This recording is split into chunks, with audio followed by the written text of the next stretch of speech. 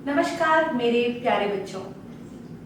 आशा और उम्मीद है कि आप सभी अपने अपने घरों में अपने माता पिता के साथ, अपने भाई बहनों के साथ और अपनों के साथ खुशहाल और सुरक्षित होंगे। हम काफी लंबे समय के बाद मिल रहे हैं एक दूसरे से और इसके लिए हम अपने शिक्षा प्रशासन और सोशल मीडिया को बहुत बहुत धन्यवाद करते हैं। मैं हूं अंजलि राव और मैं लाई हूं आपके लिए हिंदी पाठ्य पुस्तिका रिमझिम कक्षा 5वीं से दूसरा पाठ फसलों के त्योहार। तो बच्चों, त्योहार के नाम सुनते ही आपके मन में उमंग और खुशी जागी, है ना? चेहरे में मुस्कान आया। त्योहार होता ही ऐसा है, बड़े भी खुश हो जाते हैं और बच्चे भी। और बच्चों के लिए तो ज्यादा खुशी की बात होती है क्योंकि उस वक्त तो नए नए कपड़े मिलते हैं, मिठाइयाँ मिलती हैं। त्योहार में कोई बड़े आते हैं तो आपको उपहार और भेंट मिलता है, तो बड़ी खुशी की बात है ना? तो बच्चों, आप बहुत सारे त्योहारों को जानते होंगे, आप उसे अपनी कॉपी पर लिख सकते हैं। और आज हम जिस त्योहार के बारे में पढ़ेंगे शायद आप उसे जानते हैं या शायद नहीं भी जानते, तो आज हम उसके बारे में बहुत अच्छी से जानकारी लेंगे। उससे पहले बच्चों, पाठ को समझाने से पहले छोटे से 2-3 लाइनों वाली एक गीत मैं पेश करना चाहती हूँ ताकि आप उस गीत के द्वारा जो है पाठ को अच्छी तरह से समझ जाएं। तो चलिए सुनते हैं गीत। हिंद देश के निवासी सभी जन एक है, रंग रूप वेश भाषा चाहे अनेक है। हिंद देश के निवासी सभी जन एक है, रंग रूप वेश भाषा चाहे अनेक है। बेला गुलाब जूही चंपा चमेली, बेला गुलाब जूही चंपा चमेली, प्यारे प्यारे फूल गुथे माला में एक है, प्यारे प्यारे फूल गुथे माला में एक है। तो मेरे प्यारे बच्चों, इस गीत से लगभग आपको हमारे इस पाठ का ज्ञान हो गया होगा। फिर भी मैं बताती हूँ कि हिंद देश के निवासी यानी कि हमारा भारत देश, और हम सब उसके निवासी हैं। हम सब इस भारत देश में रहने वाले हैं और हम सब एक दूसरे से जुड़े हुए हैं, हम एक हैं। फिर भी हम विभिन्नताएं हैं हमारे देश में, हम एक साथ जुड़े हुए हैं, हमारे देश में बहुत सारे लोग हैं, फिर भी हम एक हैं। और एक किस लिए है? क्योंकि हम जिस त्योहारों को मनाते हैं वो अलग अलग नामों से जाने जाते हैं, मगर फिर भी वो एक ही त्योहार होता है। और बेला गुलाब जूही चंपा चमेली, है ना, अलग अलग तरह के फूल होते हैं, मगर वो फिर भी अगर जब उसकी माला गूंथ दी जाती है, माला बना दी जाती है, तो वो एक साथ जुड़कर एक माला में पिरो दी जाती है, तो वो एक माला कहलाती है। उसी प्रकार बच्चों, हमारा भारत देश विभिन्नताओं का देश है। अलग अलग भाषा, अलग अलग संस्कृति के लोग हमारे भारत देश में रहते हैं और ये हमारे भारत की विभिन्नता का और उसमें एकता का प्रतीक है। तो बच्चों, प्यारे बच्चों, आज जो हम पाठ को जानने आए हैं वह पाठ है फसलों के त्योहार। वह पाठ है फसलों के त्योहार।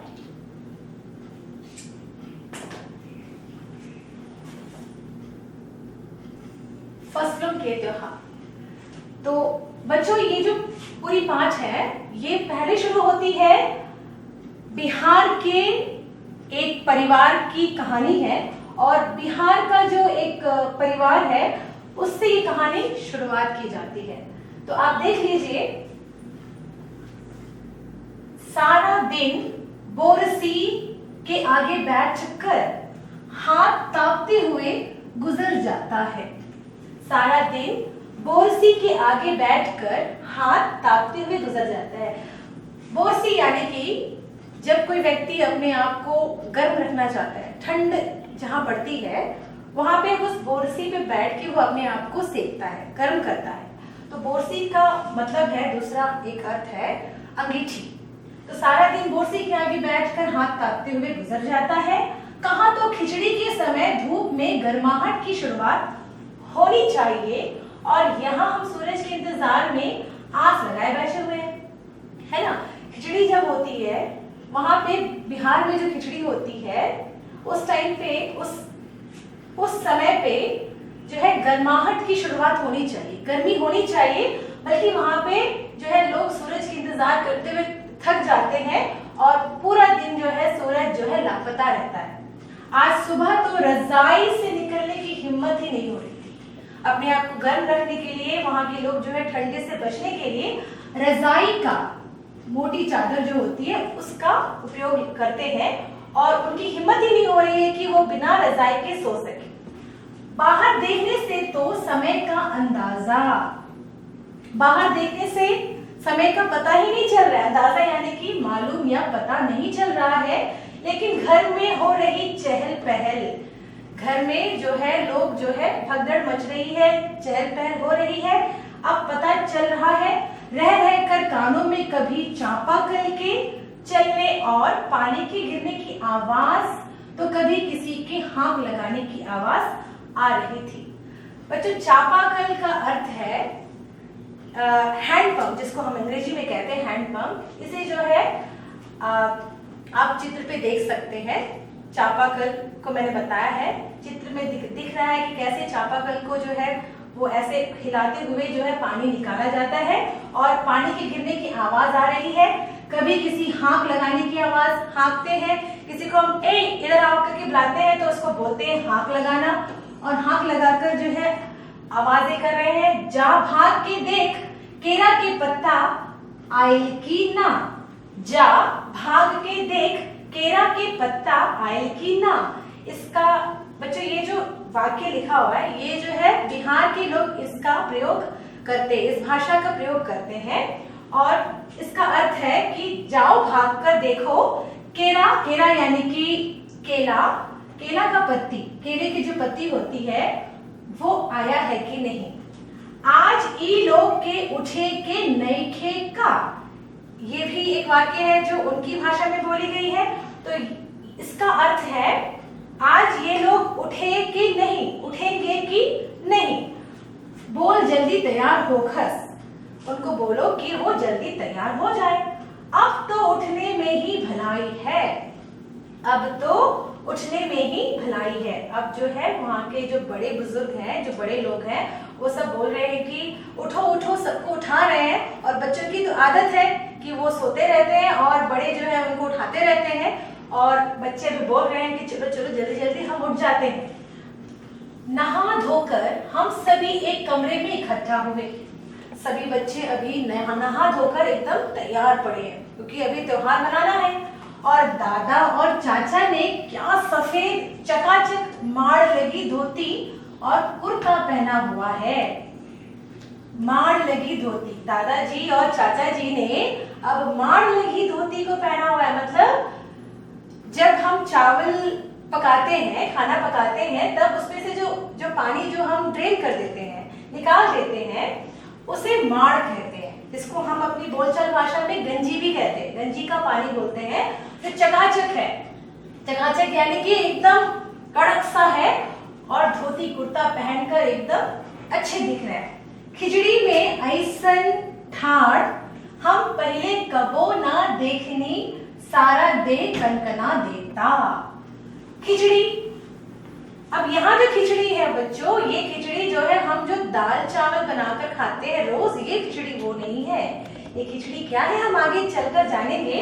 पर अब जो है खिचड़ी में ऐसा ठाड़ हम पहले कबो ना देखनी, सारा दे कनकना देता। ये भी उसी बोलचाल भाषा में बोली गई है बिहार की। तो इसका अर्थ है कि खिचड़ी में पहले कभी भी ऐसा नहीं देखा गया है। पूरा देह, पूरा शरीर, देह यानी कि शरीर जो है कपकपा रहा है, जैसे हु करते हैं ना, वैसे कपकपा रहा है। और पापा ने कहा शायद आज धोती में उन्हें ठंड कुछ ज्यादा लग रही है। ऐसी बातें जो है उनके पापा कहते हैं और बच्चे बोल रहे हैं कि शायद अभी जो है बड़े जो हमारे जो दादा दादी हैं और चाचा चाची हैं, पापा है, इनको आज ज्यादा ठंड लग रही है। सामने मछिया पर खादी की सफेद साड़ी पहने हुए दादी बैठी थी। सामने मछिया का अर्थ है चारपाई बोल सकते हैं, छोटी चारपाई जिसमें जो है बैठते हैं, और अंग्रेजी में से स्टूल कहा जाता है। और खादी का अर्थ है मोटी सूती की कपड़े जिसको बोलते हैं खादी, और सफेद साड़ी पहने हुए दादी बैठी थी। सफेद साड़ी पहने हुए दादी बैठी हुई थी। आज दादी ने अपने बाल धोए हैं। झक सफेद सेमल की रुई, झक सफेद यानी कि सेमल हम किसे कहेंगे? सेमल एक ऐसा पौधा होता है जहां से रुई निकलती है, और इसके जो फल जब सूख जाता है तब सेमल का रुई बन जाता है। ऐसे रुई जैसे उनकी बाल नजर आ रही है दादी की, हल्के फुल्के बाल। गौर से देखने पर भी एक काला बाल नजर नहीं आता है। आप जब रुई को देखोगे तो रुई एकदम सफेद सा रहता है और हल्का फुल्का रहता है, वैसे ही हमारी दादी की बाल भी नजर आ रही है, बच्चों ने कहा, और बिल्कुल धुली धुली सी लग रही है दादी। अब बच्चे जो है अपनी दादी को देखकर बोलते हैं कि मेरी दादी जो है धुली धुली सी साफ सुथरी दिख रही है। उनके सामने केले के कुछ पत्ते कतार में रखे हैं। अब दादी के सामने जो है केले के पत्ते, आपने केले के पत्ते जरूर देखे होंगे, जो बड़ा सा होता है, और ये पूजा पाठ में इसकी बहुत उपयोग में लाते हैं। और केले के कुछ पत्ते जो है कतार में रखे हैं, जिस पर तिल, मीठा चावल आदि के छोटे छोटे ढेर पड़े हुए हैं। केले के पत्ते रखे हुए हैं और उसके ऊपर तिल। बच्चों, तिल जो होता है सफेद रंग का भी होता है और काले रंग का भी होता है, जैसे आप चित्र पे देख सकते हैं। और मीठा गुड़, मिठाई यानी कि जो गुड़ होता है जिसे हम अंग्रेजी में जैगरी कहते हैं, और चावल जिसे राइस कहते हैं, आदि के छोटे छोटे ढेर उस केले के पत्ते के ऊपर पड़े हुए थे। हमें बारी बारी से उन सभी चीजों को छूने और प्रणाम करने के लिए कहा गया है। हमें जो है, हम बच्चों को जो है उस केले के पत्ते को और उस पे रखे हुए चीजों को जो है बारी बारी आकर छूने के लिए कहा जाता है। और जब सबने ऐसा कर लिया तो उन सभी चीजों को एक जगह इकट्ठा करके दान दे दिया गया। जब सबने उसे छू लिया तब उस चीजों को इकट्ठा किया गया, उन चीजों को सबको एक साथ ले लिया गया और उन्हें दान दे दिया गया। आज तो अप्पी दीदिया बुरी फंसी, आज तो अप्पी दीदिया यानी कि दीदी बुरी फंसी, उन्हें तो चूड़ा दही ही पसंद है। उन्हें तो चूड़ा दही, जैसे आप चित्र पे देख रहे हैं, चूड़ा दही जिसे इस मुख्य दिन में ही खाया जाता है, खिचड़ी के दिन में ही खाया जाता है, और उन्हें तो चूड़ा दही बिल्कुल भी पसंद नहीं है। और ना ही खिचड़ी पर आज तो फरमाइशी नाश्ता नहीं चलेगा।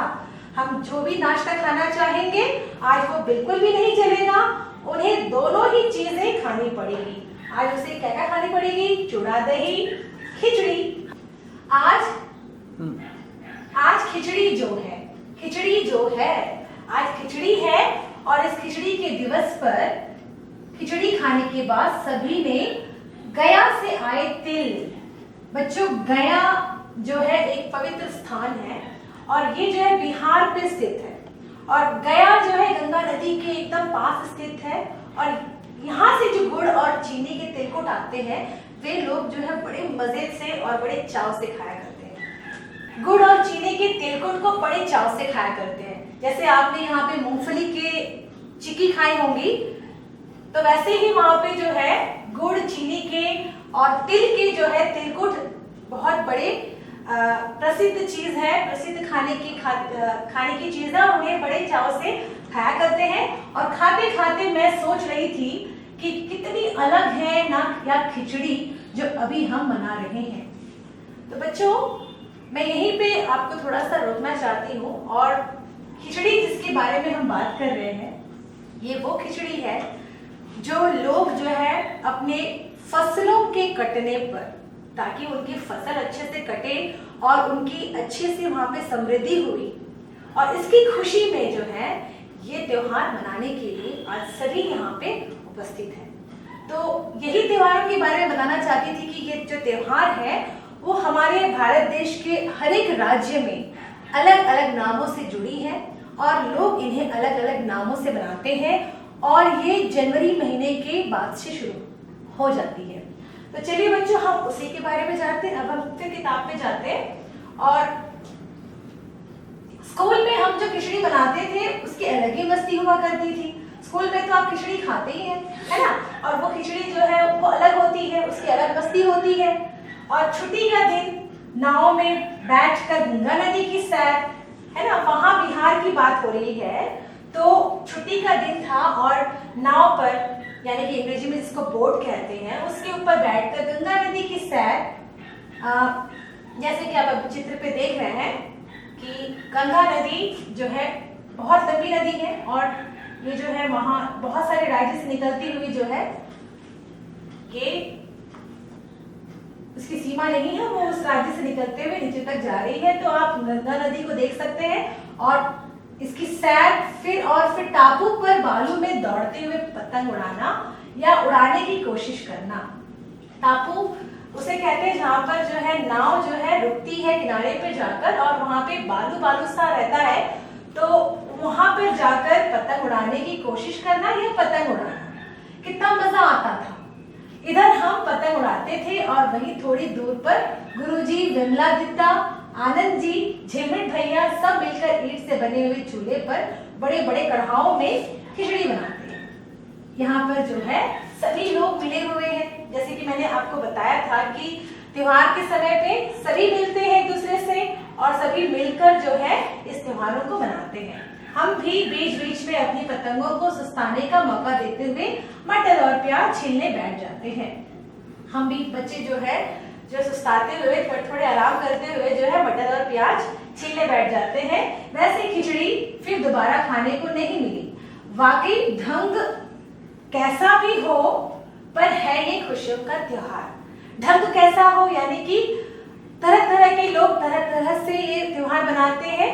ढंग कैसा भी हो, अलग अलग ढंग होने पर भी यह खुशियों का ही त्योहार है। जनवरी माह के मध्य में, जैसे जनवरी का महीना शुरू हो जाता है उसके मध्य में यानी कि 14-15 तारीख के समय भारत के लगभग सभी प्रांतों में, जैसे मैंने बताया था कि हमारा भारत देश विभिन्नताओं का देश है और हर एक प्रांतों में, हर एक राज्यों में इसे बड़े खुशहाल तरीके से मनाया जाता है, जो कि है फसलों का त्योहार। और फसलों से जुड़ा कोई ना कोई त्योहार मनाया जाता है।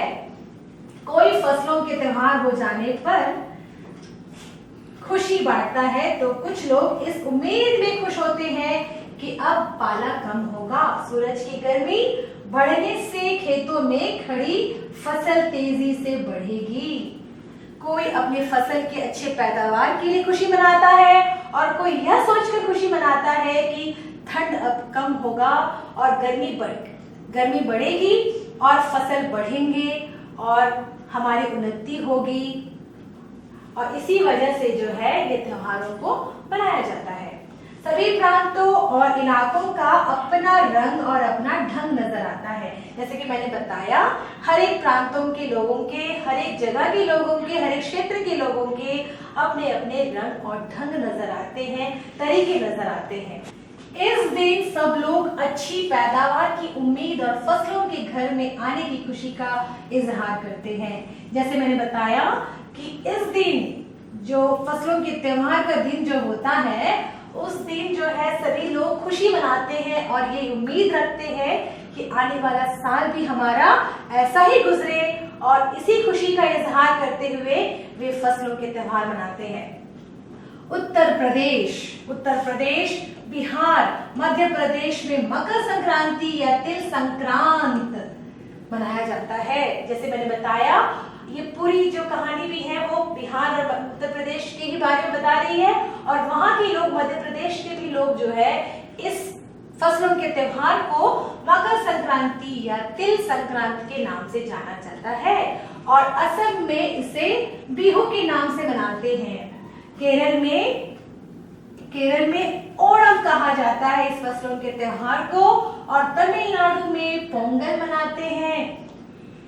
पंजाब में लोहड़ी नाम से जाना जाता है यह फसलों का त्योहार और झारखंड में सरहुल से बनाते हैं और गुजरात में पतंग का पर्व मनाया जाता है और सभी खेती और फसलों से जुड़े हुए ही त्योहार हैं। तो पता लगा ना बच्चों की ये त्योहार भी बनाते हैं, जैसे हम दिवाली मनाते हैं, क्रिसमस मनाते हैं और बहुत सारे ऐसे ही विभिन्न पर्वों को हम मनाते हैं, त्योहारों को मनाते हैं। ऐसे ही त्योहार को मनाया जाता है जो फसलों से जुड़े हुए होते हैं। और इन्हें फसलों का त्योहार कहते हैं और अंग्रेजी में से हार्वेस्ट फेस्टिवल कहते हैं। इन्हें जनवरी से मध्य अप्रैल तक अलग अलग समय में मनाया जाता है। जैसे मैंने बताया, जनवरी महीने से शुरू होती है और अप्रैल तक इसे मनाया जाता है। मेरे प्यारे बच्चों, जैसे ये पाठ बहुत ही लंबा है और इस पाठ को हम आज पूरी तरीके से पूर्ण नहीं कर पाए और अगले अंश को जो है हम अगली कक्षा में पूरी करेंगे। पर उससे पहले जो है आपकी छोटी सी कार्य है, आपको ये पता करना है, आपको ये जानना है कि आप अपने घर में फसलों से जुड़े हुए त्योहार कौन से मनाते हैं, या आपके मित्र जो आपके साथ आपके घर पे रहते हैं या आपके अगल बगल रहते हैं, पड़ोस में रहते हैं, आपके दोस्त या रिश्तेदार, वो इस पर्व को कैसे मनाते हैं और किस नाम से मनाते हैं। तो बच्चों, आज के लिए इतना ही। आगे का अंश, आगे का भाग जो है हम अगली कक्षा में करेंगे। तब तक के लिए खुश रहें, सुरक्षित रहें, घर पर रहें। धन्यवाद।